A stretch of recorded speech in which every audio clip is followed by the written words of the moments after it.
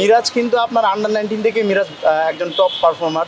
Bangladesh men's cricket হিস্ট্রির এটাই সবচেয়ে বড় অর্জন।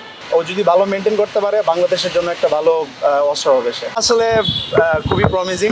আর ওর পেসটা আমরা সবাই জানি, আমি ওকে ফেস করেছি। সো ওর অনেক পেস আছে। এখন হচ্ছে আমার এক্সপিরিয়েন্স থেকে ওর একটাই উপদেশ থাকবে ওর প্রতি, যে ও যেন ভালো মেনটেন করে। ও যদি ভালো মেনটেন করতে পারে বাংলাদেশের জন্য একটা ভালো অস্ত্র হবে সে। ভাইয়া, ভবিষ্যতের মেহেদী হাসান মিরাজকে আমরা পেলাম কিনা?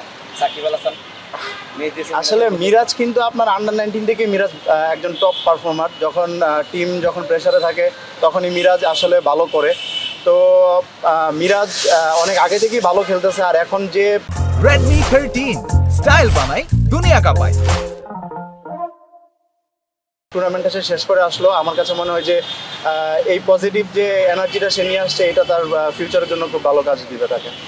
ঠিক আছে, আপনার নিজের কথা একটু যদি বলেন। আপনি প্রিমিয়ার লিগে ভালো করেছেন, এরপরে এসপিতে গিয়েও পারফর্ম করেছেন, কি টার্গেট সেট করেছেন নিজেকে? আসলে চেষ্টা করছি ভালো করার। প্রিমিয়ার লিগটা আলহামদুলিল্লাহ ভালো হয়েছে, হাইস্ট উইকেট টেকার হয়েছিলাম। তারপরে অস্ট্রেলিয়া থেকে আমাকে পাঠিয়েছে, ওইখানেও দুইটা ওয়ানডে ছিল, তারপরে একটা T20 টুর্নামেন্ট ছিল। তো ওয়ানডেতে আলহামদুলিল্লাহ ব্যাটিং বোলিং দুইটাতেই ভালো করেছি। তো T20 টুর্নামেন্টও আলহামদুলিল্লাহ ভালো হয়েছে, বোলিং খুব ভালো হয়েছে, অপোনেন্টগুলো খুব ভালো ছিল, বিগ ব্যাশের অনেক ভালো ভালো প্লেয়ার ছিল। সো আমার কাছে মনে হয় সামনে যে খেলাগুলো আছে ফোকাস থাকবে, যদি আলহামদুলিল্লাহ যদি কল আসে তাহলে ওইখানেও ভালো করার, কারণ ভালো একটা শেপে আছি, চেষ্টা করবো ভালো করার। ভাইয়া, টেস্ট চ্যাম্পিয়নশিপে বাংলাদেশের অবস্থান এখন 6 নম্বরে। এটাকে আপনি কতটুকু দেখতে পাচ্ছেন? না, আসলে যদি ওভারঅল আপনি একবারে মানে একদম টপের দিকে যাওয়ার চিন্তা করেন, তাহলে এখনই আমার কাছে মনে হয় বেশি হয়ে যাবে এটা। তো আমরা একটা ভালো সিরিজ শেষ করে এসেছি, সামনে একটা বড় সিরিজ আছে ইন্ডিয়ার সাথে। জি, তো আমার কাছে মনে হয় যে পজিটিভ যে এনার্জিটা আছে, পজিটিভ যে ভাইব আছে টিমের মধ্যে, টিমের অ্যাটমসফিয়ার খুবই ভালো আছে। তো আমার কাছে মনে হয় যদি আমরা ইন্ডিয়াতে ভালো ক্রিকেট খেলতে পারি, তারপরে হয়তো আমরা চিন্তা করতে পারবো যে আমরা কোন অবস্থানে যাব।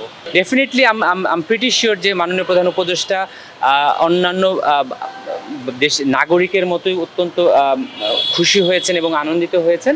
এবং আমি যেটা বিশ্বাস করি যে বাংলাদেশ ক্রিকেট দল বাংলাদেশের নাগরিকদের জন্য সবসময় অনেক অনেক অনেক আনন্দের মুহূর্ত উপহার দিয়েছে।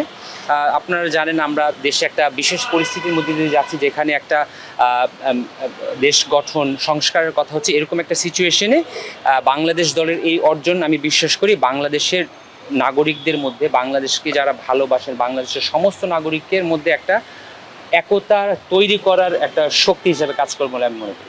বাংলাদেশের টেস্ট ক্রিকেট ইতিহাসে সেরা অর্জন কিনা বাংলাদেশের ক্রিকেট ইতিহাসে? আমি ব্যক্তিগতভাবে মনে করি, এটা একেবারেই আমার ব্যক্তিগত মতামত, বাংলাদেশ মেন্স ক্রিকেট হিস্ট্রির এটাই সবচেয়ে বড় অর্জন।